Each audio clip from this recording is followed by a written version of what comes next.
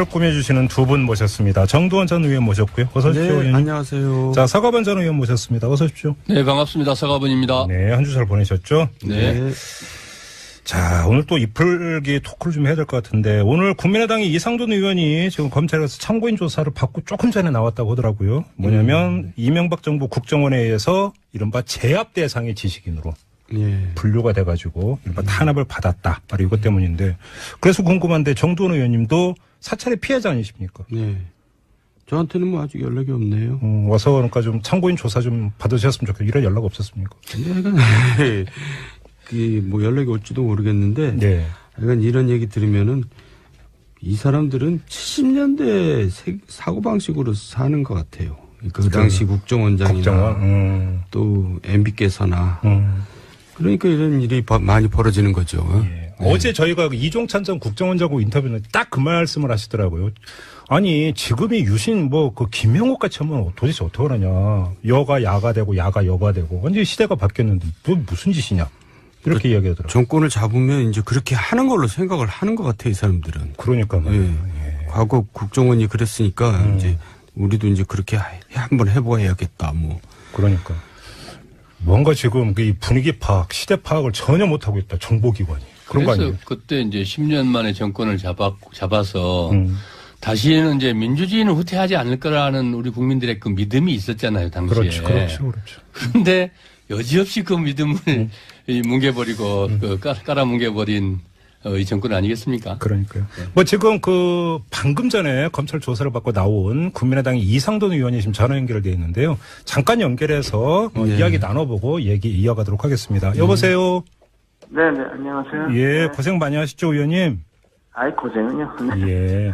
근데 아무튼 이명박 정부 국정원에 의해서 이른바 비판적 지식인으로 분류가 돼가지고 제압 대상이 되셨던 것 아닙니까? 이른바. 네네. 근데 오늘 참고인 조사를 받으면서 어떻게 좀 구체적으로 어떤 일이 있었는지 좀 이렇게 파악이 되셨어요? 네, 이미 좀 검찰에서 예. 언론에다가 미리 한번 얘기한 적이 있죠. 예. 그것이 뭐 그런 것을 확인한 겁니다. 그러니까 뭐 저를 관리하기 위한 관리하는지 제압하는지 사찰하는지 여튼간에 일종의 팀이 있어가지고서 아니 의원님 전담팀이 있었다고요? 뭐 그런 것 같아요. 그래서 이제 뭐 저만 관리했는지 같이 했는지 모르겠는데 그래서 이제 원성원 원장한테 보고왔던 친전 서류가 이제 그게 남아서 그걸 좀 제가 볼 기회가 있었습니다. 아, 어떻게 되어 있었습니까, 내용이? 그러니까 이러저러한 뭐 여론 이른바 심리전이라고 불러서 나를 확실히 이양욱의 교수를 확실히 뭐 제압하고 그렇게 해라 했고 이러이러한 것을 했습니다 하고서 이제 원장한테 보고를 한 문건들이죠. 예, 그래요. 그래서 제 알려졌지만은 학교 앞에서 플래카드 들고 시위한 거, 제가 살던 아파트 단지 앞에서 그랬던 거, 그다음에 제 블로그에다가 그렇게 험악한 글을 쓰고, 이메일로 써서 보내고, 또 다음 같은 게 이런 그 당시 그런 데다가 이렇게 결국에는 일반적인 시민이 쓴 게 아니라 다 거기가 수천 명의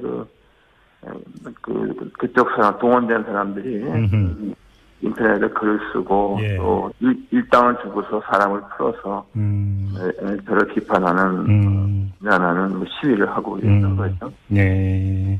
근데 지금 의원님 이른바 전담 마크했던 국정원 직원 가운데 한 명이 그만뒀다는 얘기는 무슨 얘기입니까? 네, 저도 검사한테서 담당 검사한테 이제 좀 보니까 그 중에 국정원에 직원 한 분이 정말 자기가 국가 안보를 지키는 자부심을 가지고 국정원에 왔는데 하도 기가 막힌 일을 해서 하라 그래서 그만뒀다는 얘기를 담당 검사한테 들었습니다. 네. 아, 그래요? 오늘 조사받으면서 그 얘기를 들으신 거예요? 그러니까 본인 조서에 쓰는 건 아니고 잠깐 티타임 같은 거 하지 않습니까? 그때 국정원 직원이 부끄러워서 일을 못하겠다고 그만뒀다고요? 네. 자괴심이 들었겠죠. 뭐 이런 거 하느냐고 국정원 내가 했느냐 하는 부끄러움을 느꼈겠죠. 네. 그러게요. 참. 알겠습니다. 그러니까 이 참고인 조사 받으시는 거 많이 피곤했을 텐데 이렇게 잠깐 연결을 해서 이렇게 말씀 나누셔서 감사드리고 일단 좀 푹 쉬셔야겠네요, 의원님. 네, 감사합니다. 네, 고맙습니다. 네. 지금 잠깐 이상돈 의원 연결해서 얘기 들었는데 전담팀까지 있어갖고 뒷조사를 다 했다 따라다니면서 이거 말이 되는 얘기입니까, 이 얘기가? 갑자기 짜증이 팍 나네요. 짜증이? 그러니까 그 많은 예산과 인력이 본래 업무가 대공 정보 파악, 이렇게 대외 정보 파악 아닙니까? 그러니까요. 근데 전부 다 이런 데 쓰이고 있었으니 정말 자괴감이 들만하죠. 아니, 지금 부끄러워서 도저히 일 못해도 그만뒀더니 국정원 직원은 도대체 무슨 죄예요, 그 양반은. 그러니까 그 당시에 이랬던 국정원 직원들이 불쌍한 거죠. 그러니까요. 예. 어제 이종찬 전 원장도 딱 그 얘기를 한 거예요. 그러니까 거의 대부분의 국정원 직원은 정말 열심히 일을 하고 있는데 일부 이런 사람들 때문에 그러니까 흙탕물이 다 튀는 것 아니냐. 이렇게 정확히 80년대로 돌아간 겁니다. 70년대로 돌아간 70년대, 80년대, 전두환 50대까지 돌아간 거거든요. 그때 다 전담 마크맨 국제 안기부 그다음에 각 그 경찰서 심지어는 그렇죠. 보안사에서까지 전담 형사 있고 막 이랬죠. 네. 그렇습니다. 아이고 참. 근데 한술 더 떠서 이제 댓글 부대까지 동원해서 이제 그 여론 작업까지 한 거 아니겠습니까? 얘기 나온 김에 요거까지 짚고 본 주제로 좀 들어갔으면 좋겠는데 홍준표 자유한국당 대표가 나도 사찰 받았다고 주장을 했는데 팩트 체크 해봤더니 그게 아니더라라니까 이야기가 나왔는데 또 그 본인은 굴하지 않고 있습니다. 이거 헛발질이라고 봐야 되는 겁니까? 어떻게 평가하십니까? 서가버리면. 아 정말 짜증나요. 왜 이렇게 어때요? 두 분 다 이렇게 짜증난다는 한때 홍준표 하면 그래도 그것도 가짜라고 하던데 그 작가가 홍준표가 모델이 아니었다라고 얘기를 했지 않습니까? 모래시계 검사 정치인 해서 국민들이 상당히 그래도 신선하고 기대감 갖고 볼 때가 있었거든요. 네. 그런데 본인의 역량 이런 것에서 떠나서 그런데 갈수록 비호감 극혐 정치인으로 완전히 그냥 전락해 가고 있어요. 예. 이게 진짜 후배 입장에서 또 그래도 그럭저럭 좀 같이 협상도 많이 하고 했던 그 후배 정치인으로 참 안타깝고 네. 좀 화도 나고 진짜 어디까지 이 홍준표 극혐의 끝이 어딜까? 네. 그게 궁금해요 요새. 그래요. 브레이크가 풀렸다 이렇게 보시는 겁니까? 그렇죠. 저는 그렇게 생각하지 않은데 본인은 지금 굉장히 자기가 잘하고 있다고 생각하고 전략적으로 움직이고 있다고 굉장히 보는데? 즐기고 있는 것 같아요. 즐기고 있다고요? 그러니까 이제 자기가 유일하게 문재인 정부의 문재인 대통령의 대척점에서 지금 자기가 존재감을 가지고 있다. 그런 생각을 쉽게 하면 선명한 야당 지도자의 모습을 구현하고 있다. 본인은 그렇게 이제 착각을 하고 있는 거죠. 그러면 정도원 의원님의 평가는 어떠십니까? 그러니까 이제 전혀 선명하지가 않죠. 초선 때 그냥 계속 우기고 있는 거죠. 홍준표 초선 때 좀 그렇게 했거든요. 예. 그래서 근데 그때는 초선이었고 그래서 보수 쪽에서도 또 언론 쪽에서도 또 그런 시각도 있을 수 있겠다. 그때도 그렇게 좋아 보이지는 않았지만 아까 말씀드렸듯이 그런 시각이 있었고 또 그런 사람도 있었는 평가도 했는데 지금은 이제 당 대표잖아요. 대통령 후보까지 했잖아요. 그러면은 이게 인기 작전 이런 게 중요한 게 아니고 국민들에게 지도자로서의 품격과 자질 또 능력 을 보여야 될 때 아니겠습니까? 근데 지금 홍준표 대표가 왜 그러면 기초적인 사실관계조차 제대로 파악하지 않고 이 얘기를 했을까가 이제 궁금한데 혹시 이게 이제 문재인 정부의 적폐청산이라고 하는 것에 맞서면 신적폐 이런 얘기를 계속 자유한국당이 해오지 않았습니까? 그것들을 강화하기 위해서 이거를 이제 던졌다 이렇게 해석을 할 수가 있을까요? 정돈 의원님. 던지긴 던졌는데 잘못 던진 거고요. 또 본인이 그걸 요새 좀 많이 흥분해 있는 상태라서 그런지 그런 걸 총기가 흐릿해진다 그러잖아요. 그러니까 잘못 착각한 거죠. 그러니까 통신 사실 확인이 문제인 거거든요. 그렇죠. 해당 전화의 통화 내역을 파악하는 걸 이제 우리가 사찰이라 그러잖아요. 근데 이건 그게 아니라 수사 과정에서 어떤 피의자의 전화가 이제 자주 왔던 거를 확인하는 과정에서 휴대전화 가입자의 명의를 확인한 거거든요. 그렇죠. 이거는 전혀 사찰이 아닌 거를 본인은 이제 지금은 알 것 같은데 처음에는 그걸 착각했던 것 같아요. 그러니까 그렇죠. 근데 홍준표 대표 요즘 흥분해 있습니까? 좀 하여간 조금 제가 볼 때는 좀 몸도 아픈 것 같고 또 좀 흥분한 것 같고 좀 그래요. 알겠습니다. 이 정도로 하고요. 오늘 이 얘기를 좀 해봤으면 좋겠는데 벌써부터 이제 그 지방선거 얘기가 본격적으로 나오고 있는데 국민의당의 박지원 의원이 전남지사 출마 얘기를 아예 공식적으로 꺼냈습니다. 그 서가번 전 의원께서 잘하실 것 같은데. 4년 전에도 그랬어요. 4년 전에 그때 4년 무슨 전에도 전남지사 나가겠다 열심히 표박까지 누비고. 네. 정말 지금 이제 정말 열심히 했죠. 네. 그때도 뭐 상황은 좀 달라요. 네. 그때는 이제 민주당 후보고 또 실제로는 그럴 수도 있었죠. 상황 그럴 수도 있었는데 네. 그때도 이제 일각에서 일각에서는 그다음에 박지원 대표가 전남지사를 하겠냐. 그러니까요. 총리인데 생각은 뭐든 본인은 딱 하나 하고 싶은 게. 마지막으로 정리하면서 하고 싶은 게 총리거든요. 공공연한 비밀이었죠, 사실. 예. 아니, 그때 다 알죠.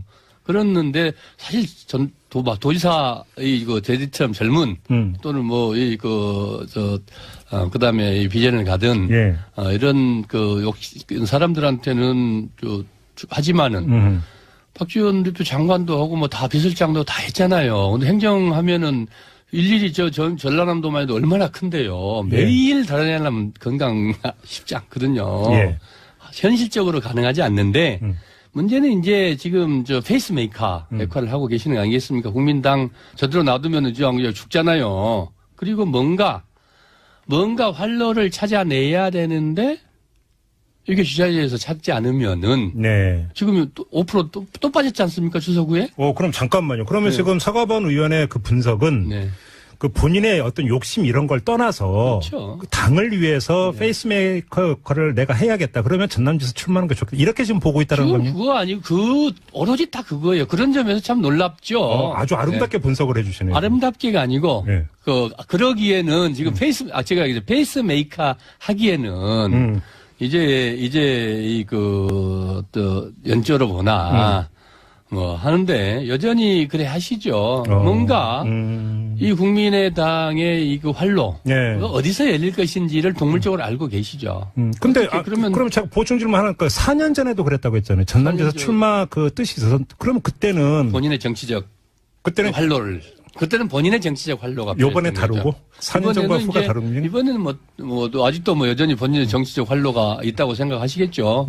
또 그것도 있겠지만 보다 더 이 국민당이 안철수도 내보내야 되고 누구도 내보내고 다 내보내야 되는데 그 역할을 좀 해야 되고 또 그다음에 뭔가의 이벤트가 좀 필요하다고 생각지 않겠습니까? 알겠습니다. 정두원 의원님 어떻게 분석을 하세요? 제가 볼 때 먼저 지적하고 싶은 것은 내가 원내대표도 하고 뭐도 했으니까 총리를 해야겠다. 이런 얘기가 가장 정말 좀 질이 안 좋은 얘기고요.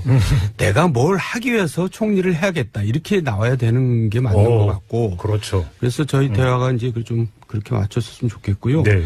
이분이 이제 총리 뜻이 있는 총리란다. 전남지사 뜻이 있는 건 분명해 보이는데 그러기 위해서는 그 전에 민주당과의 선거연대라든가 여러 가지 정책연대라든가 이런 거를 꽤 할 겁니다. 이분이 여태까지 해온 걸로 봐서는. 그래서 이 사람이 계산이 없이 이렇게 할 사람은 아니거든요. 그래요? 네. 예. 그러면 저는 당당하게 국민의당 후보로 나서서 더불어민주당 후보고 겨뤄서 당선이 되겠노라가 아니다라는 말씀이시네요. 지금 그래가지고 승산이 없다는 걸 보니. 제가 누구보다도 잘 아는 사람이. 뭔가 이벤트가 필요하고 활로가 필요하다 그랬잖아요. 그 차마 제 입으로. 그냥 하셔도 돼요. 이렇게 연대 내지는 다 통합. 네. 이런 얘기들을 하기가 뭐해서 제가 그냥 애둘러서 했습니다만은. 근데 좀 과문해서 그런지 모르겠지만 전국적을 만들어내고 싶어하는 것 같아요. 후보 간 연대라는 건 더 센 후보에 맞서기 위해서 연대를 하는 건데 전남지사 경쟁에서 연대라고 하는 그 명분과 논리가 뭐가 되는 겁니까 그러면? 아니 그러니까 요새 이분 얘기 이렇게 들어보면은 현 정부나 대통령에서 날선 비판 같은 걸 전혀 하지 않고 있어요. 그러니까 이제 자기 혼자 나가고 민주당에서는 나오지 않고 이제 이런 그림을 이제 그려보고 있겠죠. 그러니까 같은 뿌리니까 언젠가는 다시 함께하지 않겠느냐.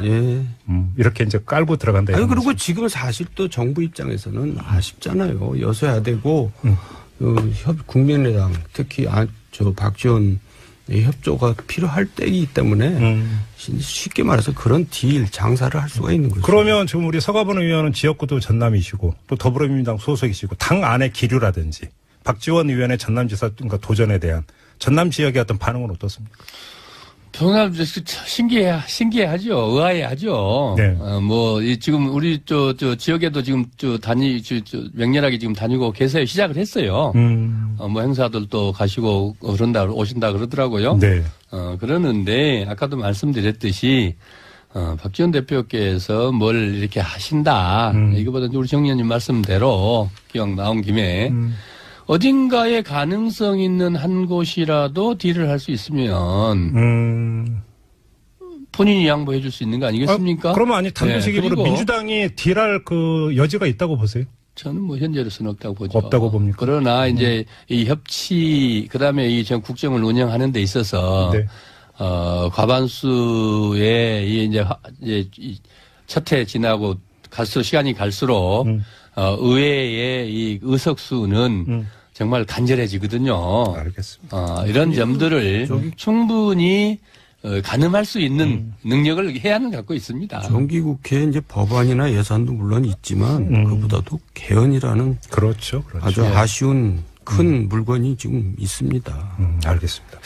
자, 또 한 분 관심의 대상이 되고 있는 사람이 박원순 현 서울시장인데요. 그 서울시장 3선 도전 여부, 더불어민주당 안에서 일부에서 그 경남지사 출마를 종용하고 있다 이런 보도도 있던데 그 3선 도전 여부 어떻게 보세요?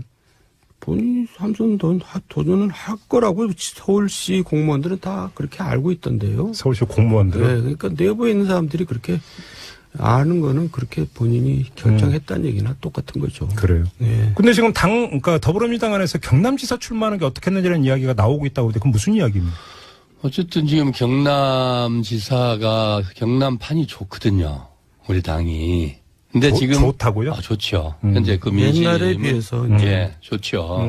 꼭 우리가 누구가 나가도 이긴다 이런 건 아니지만 후보만 잘 내면은 이번에 저의 찬스 기회다. 지사 당선될 수도 있다. 이게 심지어는 자유한국당 분들도 그래요? 그런 얘기를 해요. 부산도 마찬가지예요. 예, 그런데 부산도 그런 측면에서 보면 사실 탐나죠. 또 전략적으로 봐도 박원순 시장님 입장에서 봐도 내가 보기엔 서울시장 3선이나 경남지사나 선택 전략적 큰 그림으로 보면 제가 보기엔 그렇게 일단은 그 박원순 나쁜 카드는 아닐 것 같아요. 박원순 시장의 고향이 경남 창녕인가 그렇죠? 맞아, 그죠. 그럴 거예요. 근데 아무튼 그러니까 이제 그러니까 이런 그 요구는 이제 몸을 던지는 그런 모습을 보여라. 이런 그러니까 요구가 깔려 있는 거잖아요. 그렇죠. 그러니까 탐나는 건 민주당이 탐나는 거고 본인이 가고 싶겠어요. 편하게 서울시장 다시 하고 싶겠죠. 예. 그러면 아무튼 정돈 의원님은 경남지사보다는 서울시장 3선 도전으로 갈 가능성이 높다 이렇게 보시는 거고요. 근데 문제는 이거잖아요. 지금 더불어민주당 상황을 보면 서울시장 출마를 저울질하고 있는 인물이 한둘이 아니라고 보도가 나오고 있는데 경선을 거쳐야 될 거 아닙니까? 늘 경선했습니다. 지난번도 경선했고 늘 경선했습니다. 자, 그럼 만약에 지금의 당 안팎의 분위기나 그 지형을 볼 때 박원순 시장이 만약에 3선 도전한다면 당내 경선을 통과할 가능성은 어떻게 보세요? 네, 모든 경선들, 모든 선거는 붙으면 한 짐입니다. 결과는 봐야 되겠지만, 그러나 이제 현역 프리미엄이 또 있죠. 네. 예. 그래요. 현역 프리미엄이 있다? 그 만만치 않죠. 그래서, 그건 지금 뭐라고 누가 어떻게 예단하기에는 어렵지만은, 그러나 또 한편으로, 도전이 만만치 않고, 또 아까 말씀드렸듯이 현역 프리미엄을 극복하기도 또, 만만치 않거든요. 그러니까 이제 그런 것들을 보면 충분히 3선 도전, 저도 경남지사보다는 3선 도전 할 거라고 생각을 합니다. 아, 그래요? 그러면 마지막으로 하나만 더, 그러니까 박원순 시장이 그러니까 차기 대권을 염두에 두고 있다는 전제하에서 서울시장으로 가는 게 더 용이한 겁니까? 경남지사로 몸을 던지는 모양새를 연출하는 게 더 아까 말씀드렸듯이 그거는 정말 전략적으로 숙고해보아도 볼 필요가 있고 또 이 3법으로 봐도 별로 밑간장사는 아닐 거예요. 경남지사로 도전하는 것도? 아니, 안 그렇습니까? 정도원 의원님 어떻게 보세요? 서울시장 2번이나 하면서도 대선에 현저히 못 미친다는 것을 보여줬는데 예. 경남지사 한다고 뭐 달라지겠어요. 역시 말씀이 짧으시군요. 단호하십니다. 알겠습니다. 지난주에 잠깐 그 안철수 국민의당 대표의 그 지방선거 행보에 대해서 잠깐 언급을 했는데 지난주와 마찬가지로 서울시장에 도전을 해야 되고 할 것이다 이렇게 보십니까? 안철수 대표가? 해야 된다고 보죠. 해야 본인이 된다. 당을 위해서 자기가 할 일을 다 하겠다. 음. 그 말을 책임을 지려면 서울시장이 도전을 해야죠. 근데 박지원 의원 같은 경우는 부산시장 출마를 뭐 그 얘기하고도 이렇게 하지 않았습니까? 그러니까 그보다 더한 걸 해라 이제 그런 얘기죠. 그러니까 그런데 박지원 대표 말씀이시고 실제로 본인 공약하신 거잖아요. 그렇게 해서 당대표 나가면 안 된다는 것을 극복을 하고 예. 그렇게 약속을 당원들한테 또 국민들한테 한 거 아닙니까? 그러면은 안 나갈 수가 피할 수 있겠습니까? 그거? 근데 만약에 그 서울시장 출마를 안 했다. 그럼 어떻게 되는 겁니까? 그럼 피해가는 겁니까? 정치적으로 피해가는 거고 이런 겁니까? 이번에는 그러면 이번에는 양보했단 말도 못 하잖아요. 그렇죠. 양보가 아니죠. 예. 그럼 피해가기가 되는 겁니까? 정치적으로? 그런 거 아니겠습니까?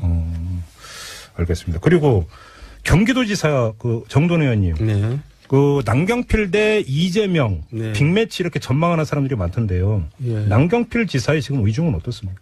의중이 확실하죠. 근데 지금 바른정당 소속으로 출마를 하는 겁니까? 지금 그래서 이제 저는 무소속도 고민해봐라 이렇게 얘기를 한 적도 있는데 네. 출마는 확실하고요. 출마는 하고. 예. 근데 어느 당 후보로 나가느냐, 내지 보수 단일 후보가 될 수 있느냐, 뭐 이런 게 지금 관건이라는 겁니까? 예, 근데 이제 그게 운이죠. 뭐 그 본인의 노력으로 되겠어요. 운? 그러니까 이제 여러 가지가 운이 맞아져야지. 예. 지금 선거 연대를 제가 얘기했었잖아요. 예. 근데 그거는 굉장히 그 가능성이 희박한 얘기이기 때문에 지금 여러 가지 불리한 입장입니다. 그런데 그러면 근데 그 남경필 지사는 사실은 그 선도 탈당을 했던 정치인 가운데 한 명 아닙니까?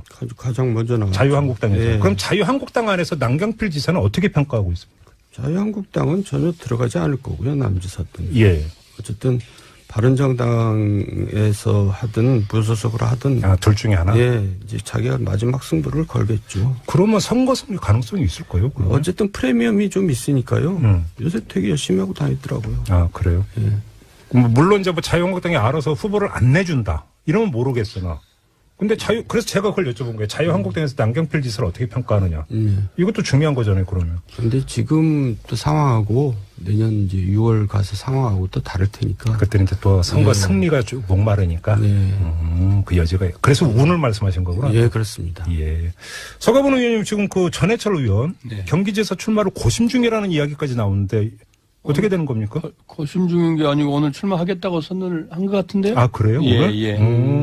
선언하겠다고 했는데 아주 맹렬하게 지금 오래 전부터 아, 그랬어요? 준비하고 뛰고 이렇게 해서 경기도판이 경선판이 네. 생각보다 훨씬 더 핫해지겠어요. 그럼 또 누가 지금 그 준비를 하고 있어요? 이재명 성남시장. 뭐 그건 공지의 사실이고 또 제3의 또 인물. 김진표 전 김진표 의원, 부총리도 예. 계시고 그다음에 광명시장 또 뭐 수원시장 예, 또 이제 현역 의원들도 아직은 보고 있는 것 같은데 네. 한번 기회가 되면 최소한 그렇게 준비를 한번 해보겠다는 분들 좀 있거든요. 그래서 경기도의사는 또 그만큼 매력도 있고 한번 정치인으로서 그렇게 또 도전해보고 싶지 않겠습니까? 더불어민주당이 지금 그 장이 크게 쓰는군요, 지금. 전반적으로. 다음을 생각해서 이제 기초단체장들도 도전을 한번 해보는 거고요. 네. 그게 또 자기 기초단체장 선거에도 도움이 되고 그러니까. 그렇긴 하네요. 예. 근데 조금 전에 그 부산시장 같은 경우도 지금 분위기가 민주당한테 꼭 나쁘지는 않다고 이야기를 했는데 어떻게 돌아가고 있는 겁니까? 지금 내가 봐도 서병수 시장이 별로 인기가 없어 보이고요. 예. 또 부산 분위기가 많이 바뀌었잖아요. 지난 총선 결과 보면 예. 거의 5대5 상황으로 가 있는데 저는 부산이 넘어갈 수도 있다고 생각합니다. 지난 부산시장 선거 때도 4년 전에 예. 한 2-3% 차이였을걸요? 예. 그렇게 됐습니다. 늘 부산시장은 참여정부 이후로 상당히 근서치로 갔어요. 그래서 후보만 잘 내면 특히나 이제 이번에 또 문대문통까지 나와서 문대통까지 배출을 했지 않습니까?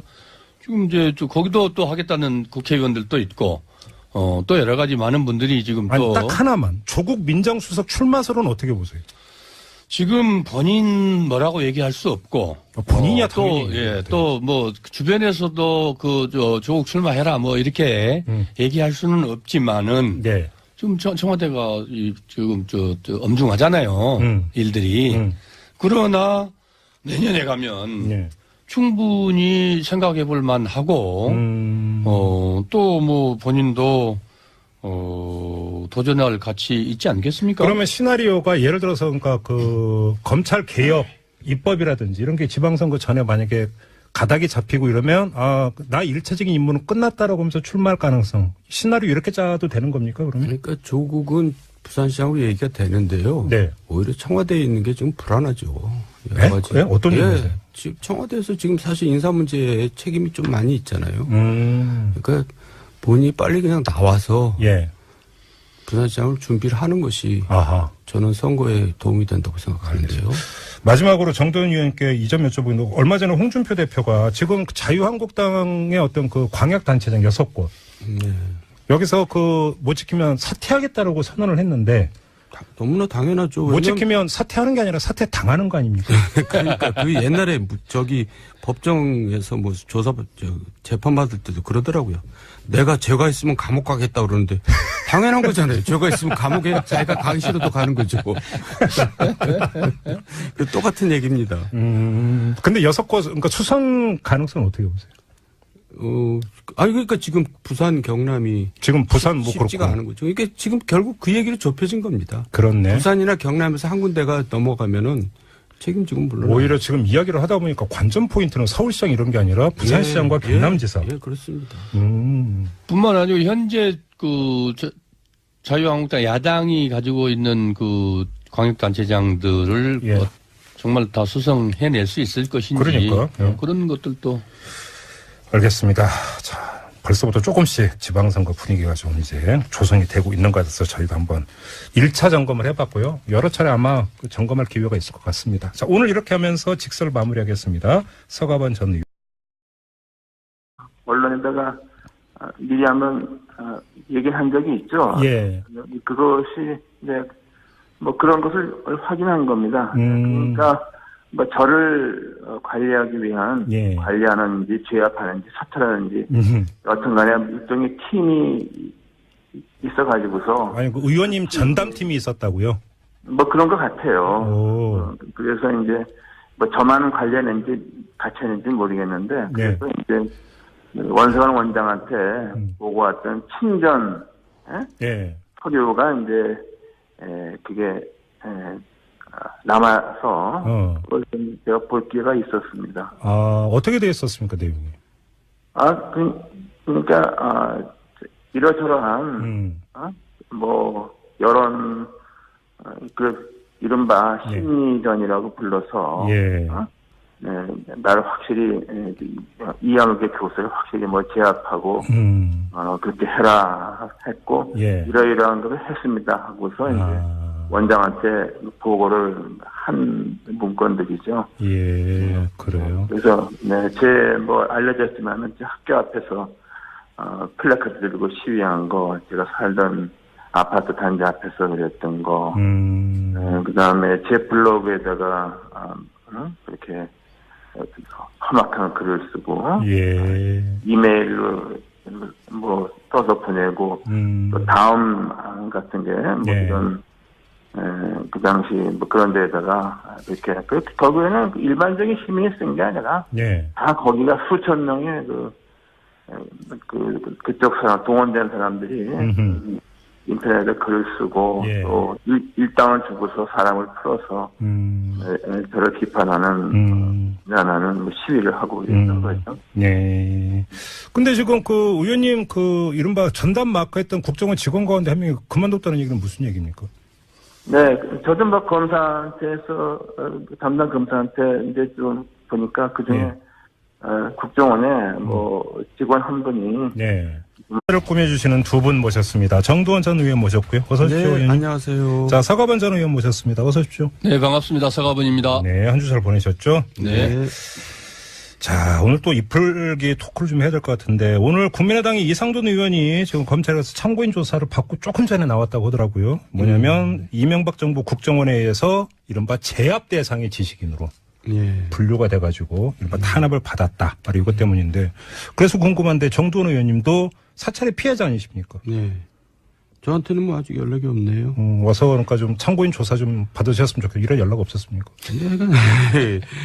근데 뭐 연락이 올지도 모르겠는데, 네. 약간 이런 얘기 들으면은 이 사람들은 70년대 사고방식으로 사는 것 같아요. 그 당시 국정원장이나 또 MB께서나. 그러니까 이런 일이 많이 벌어지는 거죠. 예. 네. 어제 저희가 이종찬 전 국정원장하고 인터뷰는 딱 그 말씀을 하시더라고요. 아니, 지금이 유신 그 김명옥 같이 하면 도대체 어떻게 하느냐. 여가 야가 되고 야가 여가 되고. 완전히 시대가 바뀌었는데 무슨 짓이냐.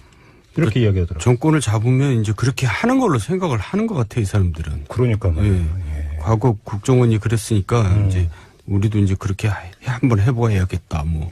그러니까. 뭔가 지금 이 분위기 파악, 시대 파악을 전혀 못하고 있다, 정보기관이. 그런 거 그래서 아니에요? 그때 이제 10년 만에 정권을 잡아서 다시는 이제 민주주의는 후퇴하지 않을 거라는 우리 국민들의 그 믿음이 있었잖아요, 당시에. 그렇죠. 그런데 여지없이 그 믿음을 뭉개버리고 깔아뭉개버린 이 정권 아니겠습니까? 그러니까요. 뭐 지금 방금 전에 검찰 조사를 받고 나온 국민의당의 이상돈 의원이 지금 전화 연결돼 있는데요. 잠깐 연결해서 이야기 나눠보고 얘기 이어가도록 하겠습니다. 여보세요. 네네, 안녕하세요. 예, 고생 많이 하시죠, 의원님. 아이, 고생은요. 네. 예. 근데 아무튼 이명박 정부 국정원에 의해서 이른바 비판적 지식인으로 분류가 돼가지고 제압 대상이 되셨던 것 아닙니까? 이른바. 네네. 근데 오늘 참고인 조사를 받으면서 어떻게 좀 구체적으로 어떤 일이 있었는지 좀 이렇게 파악이 되셨어요? 네, 이미 좀 검찰에서 예. 자기가 국가 안보를 지키는 자부심을 가지고 국정원에 왔는데 하도 기가 막힌 일을 해서 예. 하라 그래서 그만뒀다는 얘기를 담당 검사한테 들었습니다. 네. 아, 그래요? 오늘 조사 받으면서 그 얘기를 들으신 거예요? 그러니까 본인 조사에 쓰는 건 아니고 네. 잠깐 티타임 같은 거 하지 않습니까? 네. 그때 국정원 직원이 부끄러워서 일 못하겠다고 그만뒀다고요? 네. 자괴심이 들었겠죠. 이런 거 하느냐고 국정원 내가 했느냐 부끄러움을 느꼈겠죠. 네. 그러게요. 참. 알겠습니다. 그러니까 이 참고인 조사 받으시는 거 많이 피곤했을 텐데 이렇게 잠깐 연결을 해서 이렇게 말씀 나누셔서 감사드리고 일단 좀 푹 쉬셔야겠네요, 의원님. 네네, 감사합니다. 네, 고맙습니다. 네. 지금 잠깐 이상돈 의원 연결해서 얘기 들었는데 전담팀까지 있어갖고 뒷조사를 다 했다, 따라다니면서 이거 말이 되는 얘기입니까, 이 얘기가? 갑자기 짜증이 팍 나네요. 짜증이? 그러니까 그 많은 예산과 인력이 본래 업무가 대공 정보 파악, 이렇게 대외 정보 파악 아닙니까? 그러니까요. 근데 전부 다 이런 데 쓰이고 있었으니 정말 자괴감이 들만하죠. 아니, 지금 부끄러워서 도저히 일 못해도 그만뒀다는 국정원 직원은 도대체 무슨 죄예요, 그 양반은. 그러니까 그 당시에 이랬던 국정원 직원들이 불쌍한 거죠. 그러니까요. 예. 어제 이종찬 전 원장도 딱 그 얘기를 한 거예요. 그러니까 거의 대부분의 국정원 직원은 정말 열심히 일을 하고 있는데 일부 이런 사람들 때문에 그러니까 흑탕물이 다 튀는 것 아니냐. 정확히 80년대로 돌아간 겁니다. 70년대로 돌아간 70년대, 80년대, 전두환 50대까지. 예. 그래서 돌아간 거거든요. 그때 다 전담 마크맨 안기부, 그다음에 각 경찰서, 심지어는 보안사에서까지. 전담 형사 있고 막 이랬죠. 네. 그렇습니다. 아이고, 참. 근데 한술 더 떠서 이제 댓글 부대까지 동원해서 이제 여론 작업까지 한 거 아니겠습니까? 얘기 나온 김에 요거까지 짚고 본 주제로 좀 들어갔으면 좋겠는데 홍준표 자유한국당 대표가 나도 사찰 받았다고 주장을 했는데 팩트 체크 해봤더니 그게 아니더라라니까 이야기가 나왔는데 또 본인은 굴하지 않고 있습니다. 이거 헛발질이라고 봐야 되는 겁니까? 어떻게 평가하십니까? 서가본 의원님. 아, 정말 짜증나요. 왜 이렇게 두 분 다 이렇게 어때 한때 홍준표 하면 그래도 그것도 가짜라고 하던데 작가가 홍준표가 모델이 아니었다라고 얘기를 했지 않습니까? 모래시계 검사 정치인 해서 국민들이 상당히 그래도 신선하고 기대감 갖고 볼 때가 있었거든요. 네. 그런데 본인의 역량 이런 것에서 떠나서 그런데 갈수록 비호감 극혐 정치인으로 완전히 그냥 전락해 가고 있어요. 예. 이게 전체 진짜 후배 입장에서 또 뭐 그래도 그럭저럭 좀 같이 협상도 많이 하고 했던 그 후배 정치인으로 참 안타깝고 네. 좀 화도 나고 진짜 어디까지 이 홍준표 극혐의 끝이 어딜까? 네. 그게 궁금해요 요새. 그래요. 브레이크가 풀렸다 이렇게 보시는 겁니까? 그렇죠. 아니, 그럴 거예요. 저는 그렇게 생각하지 않은데 본인은 지금 굉장히 자기가 잘하고 있다고 생각하고 전략적으로 움직이고 있다고 굉장히 보는 즐기고 있는 것 같아요. 즐기고 있다. 그러니까 이제 자기가 유일하게 문재인 정부의 문재인 대통령의 대척점에서 지금 자기가 존재감을 가지고 있다. 뭐 그런 생각을 쉽게 하면 선명한 야당 지도자의 모습을 구현하고 있다. 본인은 그렇게 이제 착각을 하고 있는 거죠. 그러면 정도원 의원님의 평가는 어떠십니까? 그러니까 이제 전혀 선명하지가 않죠. 초선 때 그냥 계속 우기고 있는 거죠. 홍준표 초선 때 좀 그렇게 했거든요. 예. 그래서 근데 그때는 초선이었고 그래서 뭐 보수 쪽에서도 또 언론 쪽에서도 또 그런 시각도 있을 수 있겠다. 그때도 네. 뭐 그렇게 좋아 보이지는 않았지만 아까 말씀드렸듯이 그런 시각이 있었고 또 그런 사람도 있었는 평가도 했는데 네. 지금은 이제 당 대표잖아요. 대통령 후보까지 했잖아요. 그러면은 이게 인기 뭐 저 작전 뭐 이런 게 중요한 게 아니고 네. 국민들에게 지도자로서의 품격과 자질 또 능력을 보여야 될 때 아니겠습니까? 근데 지금 홍준표 대표가 왜 그러면 기초적인 사실관계조차 제대로 파악하지 않고 이 얘기를 했을까가 이제 궁금한데 혹시 이게 이제 문재인 정부의 적폐청산이라고 하는 것에 맞서면 신적폐 이런 얘기를 계속 자유한국당이 해오지 않았습니까? 그것들을 강화하기 위해서 이거를 이제 던졌다 이렇게 해석을 할 수가 있을까요? 정도원 의원님. 던지긴 던졌는데 잘못 던진 거고요. 예. 또 본인이 그걸 뭐 요새 좀 많이 흥분해 있는 상태라서 그런지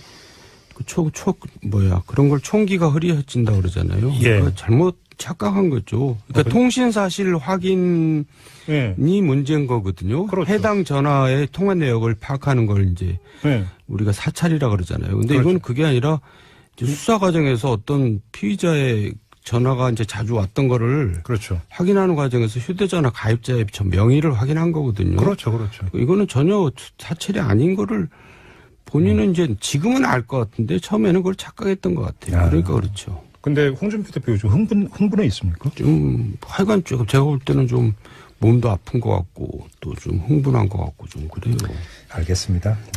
이 정도로 하고요. 오늘 이야기를 좀 해봤으면 좋겠는데 벌써부터 이제 그 지방선거 얘기가 본격적으로 나오고 있는데 국민의당의 박지원 의원이 전남지사 출마 얘기를 아예 공식적으로 꺼냈습니다. 그 서가번 전 의원께서 잘하실 것 같은데. 4년 전에도 그랬어요. 4년 전에 그때 4년 무슨 전에도 전남지사 나가겠다 열심히 표박까지 누비고. 예. 정말 지금 이제 정말 열심히 했죠. 네.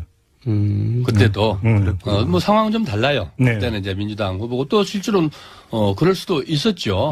상황 그럴 수도 있었는데 네. 그때도 이제 일각에서 일각에서는 못다음에 박지원 대표가 전남지사를 하겠냐. 그러니까요. 총리인데 생각은 뭐든 본인은 딱 하나 하고 싶은 게 마지막으로 정리하면서 하고 싶은 게 총리거든요. 공공연한 비밀이었죠, 사실. 예. 아니 그때 뭐 다 알죠. 그랬는데 사실 도지사의 제디처럼 젊은 또는 그다음에 이 비전을 가든 이런 사람들한테는 하지만은 박지원 대표 장관도 하고 다 비서실장도 다 했잖아요. 근데 행정하면은